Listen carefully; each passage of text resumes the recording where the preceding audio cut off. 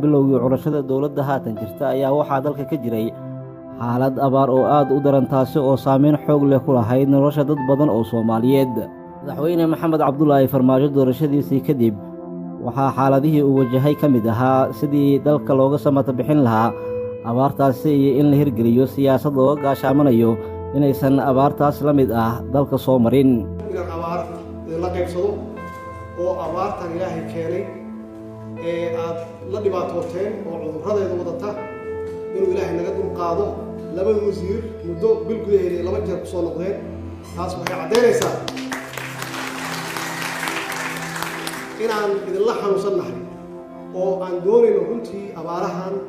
soo noqnoqonaya inaan xal helno. kasukow in dalka loogu gurmado abaartii jirta ayaa waxaa siyaasadda madaxweyne Maxamed Cabdullaahi Farmaajo kow ka ahaa in la soo nooleeyo wax soo saarka dalka iyadoona taasi loo marayo in la dhiirigeliyo wax soo saarka beeralayda Soomaaliyeed. tallaabadaasi ayaa waxa uu madaxweynuhu u arkayay inay furo u tahay xalka abaaro kale oo dalka ku soo noqnoqda. wasaaradda beeraha iyo waraabka dowladda federaalka ee Soomaaliya oo fulinayso siyaasadda madaxweyne Maxamed Cabdullaahi Farmaajo ayaa waxa ay qaaday tallaabo lagu dhiirigelinayo beeralayda Soomaaliyeed si ay wax soo saar u sameeyaan. tilmaamaha madaxweynaha Jamhuuriyadda Federaalka Soomaaliya sidoo ku cad barnaamijkiisii dalka uu ku hogaaminayo qodobka saddexaad oo ah in kor loo qaado daryeelka iyo nolosha dadka Soomaaliyeed gaajadana faqriga hoos loo dhigo iyo barnaamijka xukuumadda Ra'iisul Wasaare Xasan Cali Khayre waxaan heshiis rasmi ah la galay hay'adda WFP in waxyaabaha ka soo go'a Soomaaliya ee beeralaydeena soo saarto aan dibadda laga keeni karin. heshiiska waxaa ka dhashay muddo 3 bilood gudahooda in WFP ay iibsatay 7,000 oo metrik tan oo galley ah. beeralayda Soomaalida toos uga iibsatay taas oo u dhiganta lacag ka badan $3 milyan oo toos u gashay beeralayda aan iyagu ay toos uga wada gateen. haddana waxaan wadnaa in la balaariyo deegaamada laga iibsanayana la balaariyo cadadka raashinka la iibsanaya la balaariyo nooca la iibsanaya la balaariyo hadda haday galley tahay masagada lagu soo daro digirta lagu soo daro saas loo wado dilaaymo. qorshahan lagu joojinayo raashinka dibadda laga keeni jiray oo lagu dhiirigelinayo beeralayda waxa ay ka dhigan tahay inay meel martay siyaasaddii madaxweynaha Jamhuuriyadda Federaalka Soomaaliya mudane Maxamed Cabdullaahi Farmaajo ee ku aadanayd in dadkeenu ay yeeshaan wax soo saar mug leh.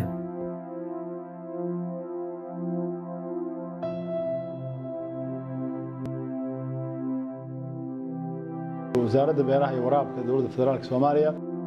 waa wasaarad aad u ballaaran runtii waxay leedahay mandate ama shaqooyin aad culus baa u yaala. shaqooyinka waxaa kow ka ah in dadka Soomaaliyeed laga saaro gaajada ama ay gaaraan waxa loo yaqaano food security.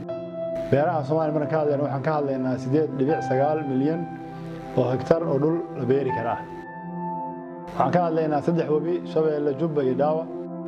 oo dhererkooda dhulka ay daboolayaan uu dhan yahay 2,300 oo kiiloomitir. waxaan ka hadlaynaa Soomaaliya inay ahayd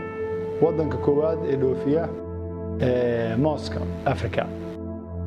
wixii ka horreeyay 91. waxaan ka hadlaynaa Soomaaliya inay tahay waddanka toddobaad ee hadda aan xilliga aanu joogno sisinta adduunka dhoofiya soo saara. waxaan ognahay Soomaaliya inay leedahay cimilo aad u wanaagsan iyo ciid wanaagsan oo awood u siin karta inay soo saarto nooc kasta oo beeraha. 4 qodob ayaa ugu waaweyn waxyaabaha wasaaradda beeraha xaqiijinayso. kow waxaa ka ah in la dhiso human resource ama dadka ka shaqeynaya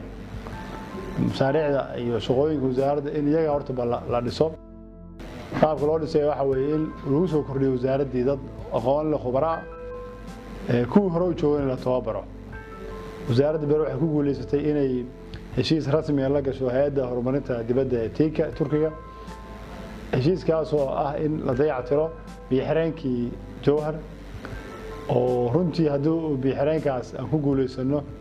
uu noqon doono biyo-xireenka ugu weyn Soomaaliya oo ahaana kaydka biyaha ee xawaale. kaydkaasi wuxuu kaydin karaa kayd aad iyo aad u ballaaran. wuxuu suurto gelinayaa webigu sanadka oo dhan biyihiisu inay joogto ahaadaan beeralayda biyaha joogto ah ka helaan maadaama biyihii xoogga marka la hayo lagu keydiyay kaydka hadhowna loogu shubi doono webiga marka webigu yareeyo. waxaan dhawaan ku rajo weynahay beeca internationalka ama global purchase waxa la yiraahdo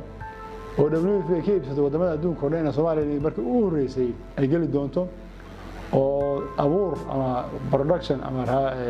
dalag wax soo saar Soomaaliya laga iibsaday in dibadda loo dhoofin doono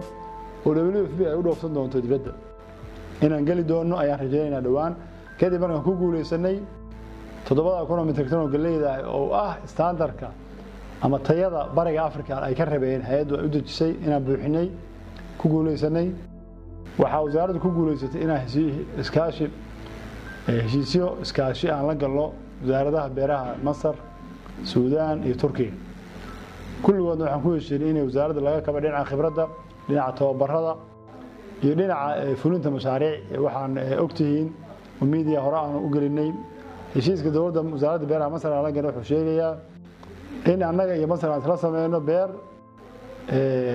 tijaabo ah ama waxa loo yaqaan model farm waxaan kaloo wasaaraddu ku guuleysatay annagoo la kaashanayna dawladda in wax soo saarkeena soo baxa loo helo suuqyada dibadda ah waxa la socotaan dawladda Turkiga in heshiis la galnay waxyaalaha beeraha ka soo baxay kow sida mooska, sisinta iyo liinta in dalka Turkiga lagu geeyo macaamilo khaas oo xagga canshuuraha iyadoo loo sameynayo hay'adda way socotaa waxaan rajaynaynaa in tijaabooyinka u horeeyay liinta iyo mooska labadaba in la diray iyo sisinta saddexdaba kadibna inay si xoog leh runtii loo bilaabi doono ayaan rajaynaynaa haddana tijaabooyinka u horeeyay waa la diray aad iyo aad baan looga soo dhaweeyay suuqyada ay u tagay waxaan ku kalsoonahay markaan eego runtii niyadda iyo dadku sida ay moralka ugu hayaan beeralayda Soomaaliya maanta meel kasta oo kamid ah beeraha laga beerayaa gobollada aan horay beeraha caan ugu ahaan jiray wax laga beeri jirin ayaa maanta wax kasta oo ka bixi jiray dhulka wiyada laga beerayaa gobollada dhexe gobollada bariga gobollada waqooyiga gobollada koonfurta meel kasta oo Soomaaliya maanta waxa ka jira kacaan tacabka ah waxaan u bixinay kacaanka tacabka ayaa socda dawladdu waxa doorkeedu yahay inaan dadka hagno inaan u fududeyno waxay u baahan yihiin inaan maalgelin u raadino inaan mashaariic u raadino iyo inaan iyaga isku xirnay khibradda u kala faa'iideystaan laakiin runtii waxaan noo muuqata rajo aad iyo aad u weyn dadkeena inuu soo jeestay tacab beero in loo soo jeestay wasaaraddu waxay u taagan tahay in dhiirigeliso oo ay la shaqeyso aad u mahadsantihiin